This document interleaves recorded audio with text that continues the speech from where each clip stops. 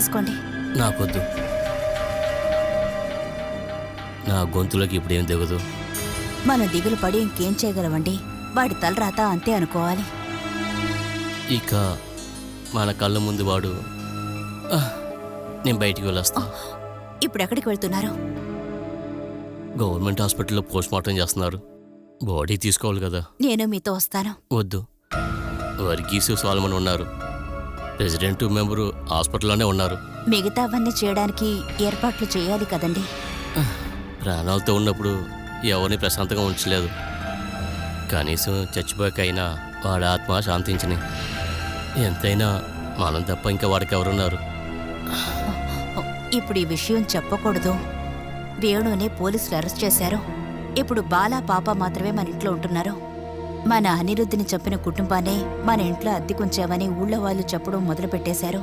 ఇప్పుడు వెళ్ళిపోమని చెప్పగలమా?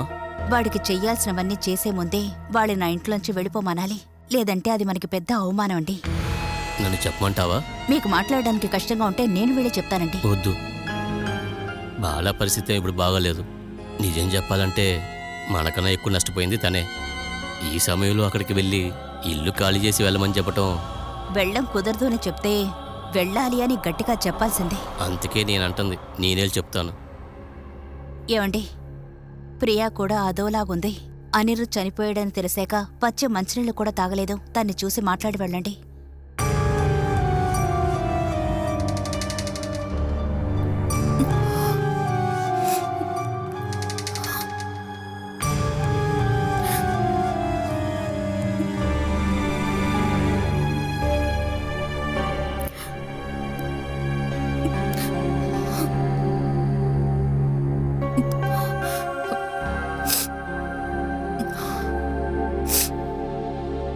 చూడమ్మా,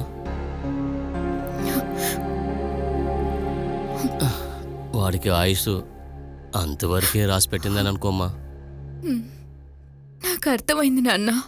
అనిరుద్ధ్తో జీవితం ఇలాగే ముగుస్తుందని. నాకున్న ఒకే ఒక తోడు ఆయనే కదా నాన్న.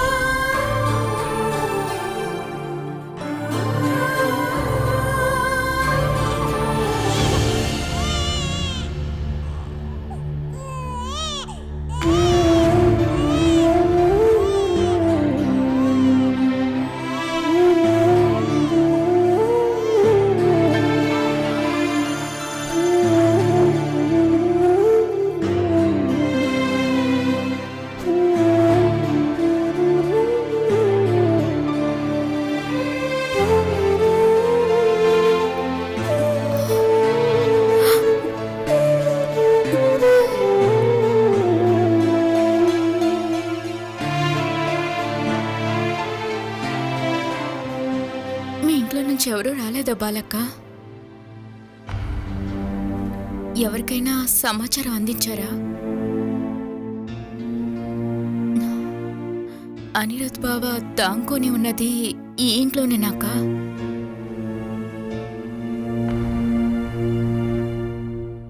జీవితం కూడా అనిరుద్ బావ వల్ల. నీ బాధని దాచుకొని నాకు ధైర్యం చెప్తున్నావా? ఈ సమాచారాన్ని మీ ఇంట్లో వాళ్ళకి అందించి ఇక్కడి నుంచి వెళ్ళండి అక్క.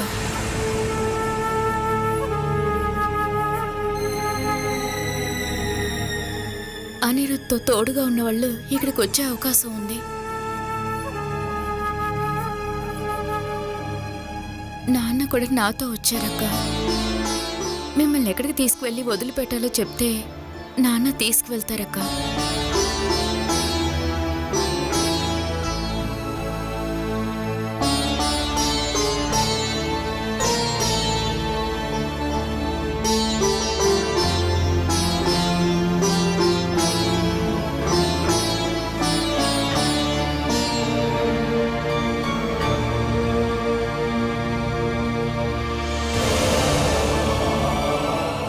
తలుపులన్నీ తెరిచిపెట్టి ఉండటం చూసి నువ్వు చెప్పా పెట్టకుండా వెళ్ళిపోయావని అనుకున్నాను.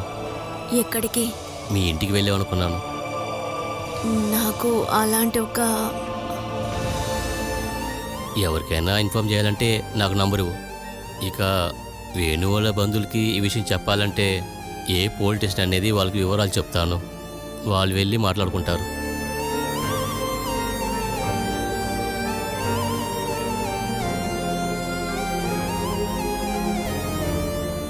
కారణం ఏదైనా సరే, చనిపోయింది నా మేనల్లుడు, వాడిని చంపింది వేణు.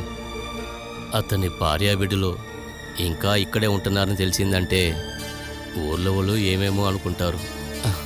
మనమే ఆ అవకాశం వాళ్ళకి ఎందుకు ఇవ్వాలి చెప్పు?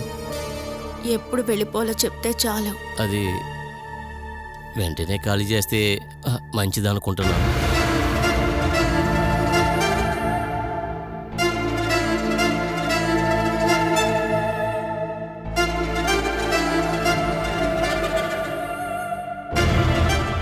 నేను పాప రెడీ అవ్వడానికి కాస్త టైం ఇవ్వండి.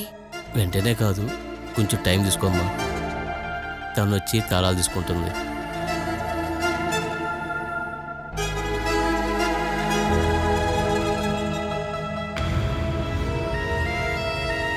జరగకూడని అన్నీ ఇక్కడ జరిగిపోయినాయి. ఇంకా ఏమనుకున్నా ప్రయోజనం లేదు. అంత తలరాత.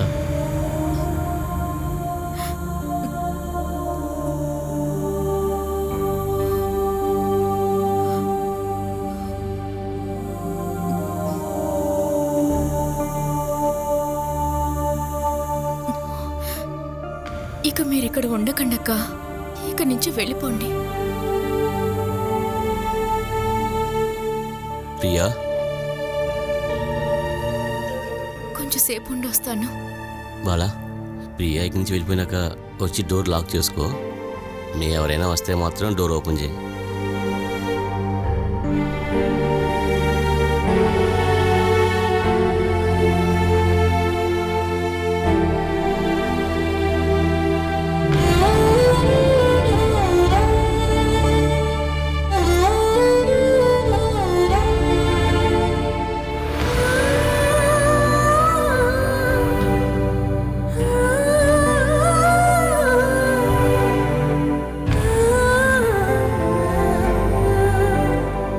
ఆ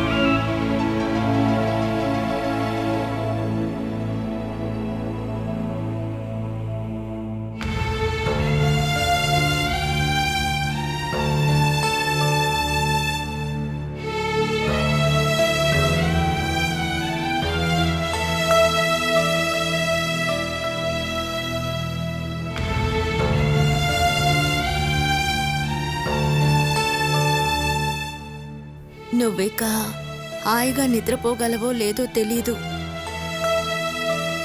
నువ్వు నా కడుపులో పెరిగినప్పుడు మొదలైన ప్రయాణం పూణేలో ఒక ఇంట్లో, ఆ తర్వాత ఎన్నో చోట్లకి వెళ్ళాం. ఇప్పుడు ఇదిగో మరో ప్రయాణం.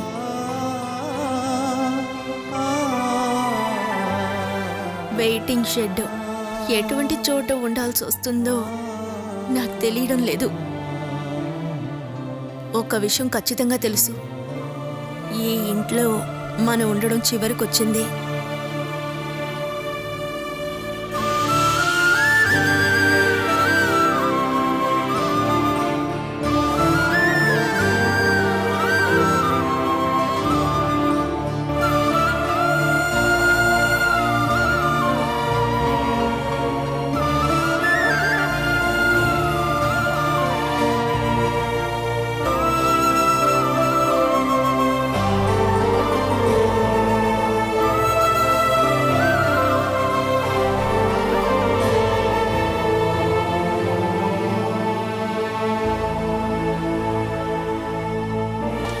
పరిగెత్తరా.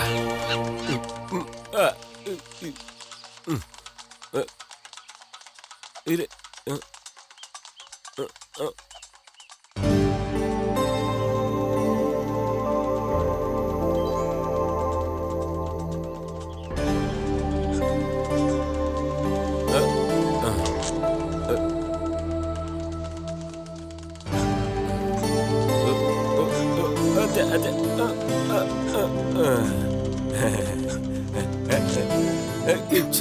అంతా అయిపోయింది.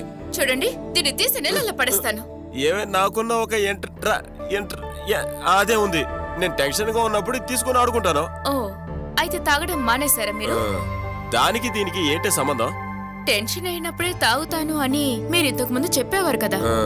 ఏమే జ్వరం వస్తే ఇంగ్లీష్ మందులు తినొచ్చు, ఆయుర్వేదం తినొచ్చు. అదే విధంగా ఇది కూడా. చేతులు డబ్బులు లేకపోవటం వల్ల ఈ ఇంగ్లీష్ మందు వదిలేశాను. ఇప్పుడు మొబైల్లో ఆడుకోవటం మొదలు పెట్టాను. అది ఇవ్వు. ఈ కలర్ చూడగానే ముందు గుర్తొచ్చింది.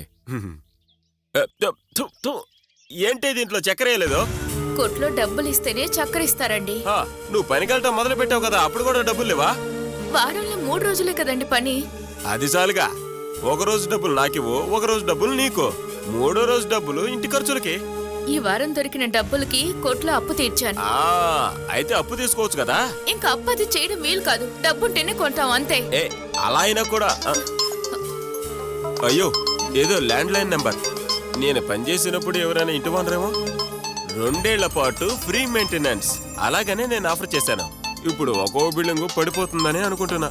అందుకని ఫోన్ ఎత్తితే మంచిది కాదు. ఎన్ని రోజులని ఫోన్ తీయకుండా ఉంటారు? అందరూ కలిసి ఇంటికి వస్తారు. అయ్యో, అలా అయితే నువ్వెత్తు. నేను ఇక్కడ లేను, దుబాయ్కి వెళ్ళాను, 2 సంవత్సరాలు ఆగాక వస్తానని చెప్పు. ఇదిగో పట్టుకో, ఎత్తు. ఏయ్ అనిలా, భర్తను కాపాడే బాధ్యత భార్యకుంది. మాట్లాడు మాట్లాడు మాట్లాడు మాట్లాడు. హలో, అది లేను, దుబాయ్ దుబాయ్. ఏంటి సార్? ఇక్కడే ఉన్నారు, ఇస్తానండి. ఇదిగో మాట్లాడండి. నేను ఇక్కడ లేనని కదా నిన్ను చెప్పమని చెప్పాను. అయ్యో, పోలీస్ స్టేషన్ నుండి.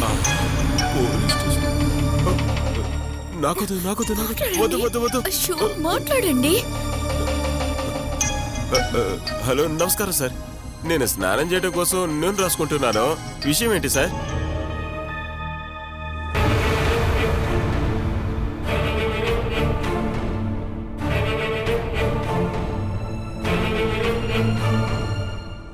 అయితే ఇప్పుడు ఎక్కడున్నారు సార్? లేదు సార్, ఇప్పుడే మాకు తెలిసిందే. ఓ ఓ ఓ సరే సార్. ఏమే, నిన్న రాత్రి మన వేణు ఎవరినో పొడిచి చెప్పాడట. ఎవరిని? తన అద్దెకుంటున్న ఇంటి వానరు యొక్క సొంత వాళ్ళంట. రే సుమేషో, సుమేషో.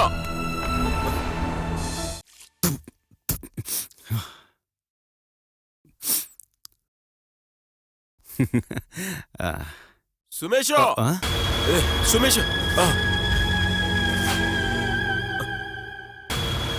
ఏమిటన్నయ్యా? రే సుమేష్, మన వేణు హత్య కేసులో నేరస్తుడట. నిజంగారా? మన స్టేషన్ నుంచి కాల్ చేసి చెప్పారు. వేరే స్టేషన్ నుంచి మన స్టేషన్ కి కాల్ చేసి చెప్పారట. నిన్న రాత్రి తన పక్కనింట్లో ఉన్న వాడిని పరిగెత్తించి పొడిచాడట. మనం ఎలాగైనా స్టేషన్కి వెళ్ళాలి. కోర్టుకి తీసుకెళ్లారంటే రిమాండ్ లో పెడతారు. నేను ఈ షర్టు పంచ మార్చుకొని వస్తాను. ఈ రోజు స్నానం చేయలేదు. ఆ తర్వాత నువ్వు కావాల్సినంత డబ్బు తీసుకొని రెడీగా ఉండు. తర్వాత తన చేతి గాజులు కూడా తీసుకుని ఎక్కడైనా తాగడ పెట్టచ్చు. ఏవే నీ చేతిలో డబ్బులు ఉన్నాయా? ఒక 100-200 ఉంటాయి. ఏమే పెట్టి కేసు కాదే, హత్య కేసు. బాగా డబ్బు ఖర్చు అవుతుంది. రే సుమేష్, నువ్వు త్వరగా బయలుదేరు. నేను మసీద్ దగ్గర బుల్లెట్ కావాలని తీసుకుంటాను. మనం 1 నిమిషం కూడా వేస్ట్ చేయకూడదు. ఏమే నాకు షర్ట్ ప్యాంటు తీసుకురా. రా రా రా. అటెందుకు వెళ్తున్నాడు? అటు కాదు కదా, ఇటు రా రా రా రా రా రా. త్వరగా వేగంగా రావే. సుమేష్ త్వరగా బయలుదేరు బయలుదేరు. ఛే, ఏదో ఒక సమస్య వస్తూనే ఉంది. చంపింది మీరైతే కాదు కదా, ఇంకెందుకు? ఏయ్, అలా చూసి చూడకుండా వదిలేగలమా? వాడు మా అన్నయ్య కదా. ఆయనతో మీకు అసలు ఒక్కటైనా యూస్ ఉందా చెప్పండి? ఈ విషయం కోసం సతీష్ బావ 1 రూపాయి కూడా ఇవ్వరు. స్టేషన్, కోర్టు, కేసు అంటూ మీరు మాత్రం అంత ఖర్చు పెట్టాలండి. ఇవన్నీ కారణంగా చెప్పి అక్కడికి వెళ్లకుండా ఉండగలమా? వెళ్తే మీరే ఇరుక్కుంటారు. అక్కడికి వెళ్ళాక డబ్బంతా మీ తల మీద పెడతారు. ఛే, కర్మరా.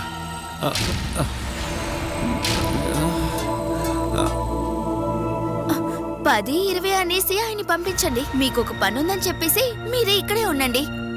అలా చెప్పి ఎలా ఉండగలం? చూడండి, మీకు ఒక విషయం చెప్తున్నాను. ఈ విషయం కోసం 1 రూపాయి కూడా నేను మీకు ఇవ్వను. మనం చూడకుండా ఉంటే వేణన్న ఏమనుకుంటాడు చెప్పు? ఆయన ఏమనుకున్నా నాకు పర్లేదు. బాలాక ఇంకా బిడ్డని తలుచుకుంటే దిగులుగా ఉంది. మనం బాలాకని ఇక్కడికి తీసుకొచ్చేద్దామా? దాని గురించి మాత్రం మాట్లాడకు. ఇక్కడి నుంచి పంపించడానికి పడ్డ కష్టం నాకే తెలుసు. మీరు వెళ్ళండి, కానీ ఇక్కడికి ఎవరు రాకూడదు, సరేనా? జైలు నుండి జామీన్ తీసి దయచేసి ఇంటికి తీసుకురాకండి. ఆయన అలాగే పోతే బాగుంటుంది. ఊర్లో ఉన్న వాళ్ళ కోసమైనా మనం ఏదో ఒకటి చేయాలి కదా. ఒక యాక్సిడెంట్ అయితే పర్లేదండి, ఏమన్నా కట్టుండొచ్చు. ఇదొక హత్య కేసు అండి. ఇలాంటి ఒకరికి కుటుంబంలో నుంచి ఎవరు సహాయం చేయకపోతే పర్లేదులే అండి. సరిపోతుందా? మన జీవితమే మీకు ముఖ్యమని అనుకుంటే నేను చెప్పే అన్ని విషయాలు మీరు ఇంటే మాత్రం చాలండి. నేను చెప్పింది చేస్తే అది మీకే మంచిదండి. ఒక అవసరానికి మనం ఇక్కడ బయలుదేరి వెళ్తే మనకి నష్టం.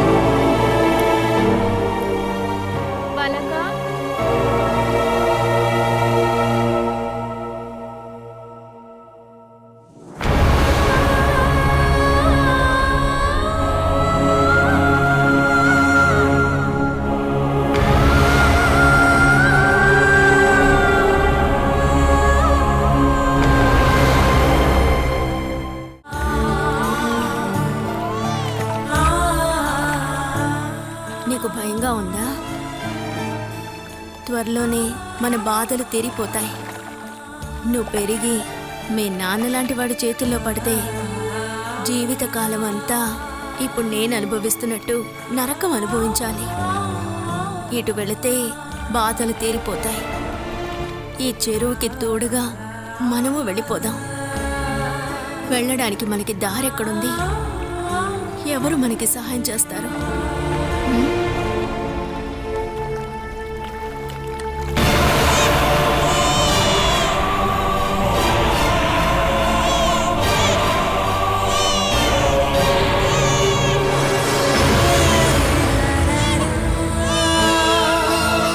అమ్మకి ఏం చేయాలో తెలియడం లేదమ్మా. అందుకే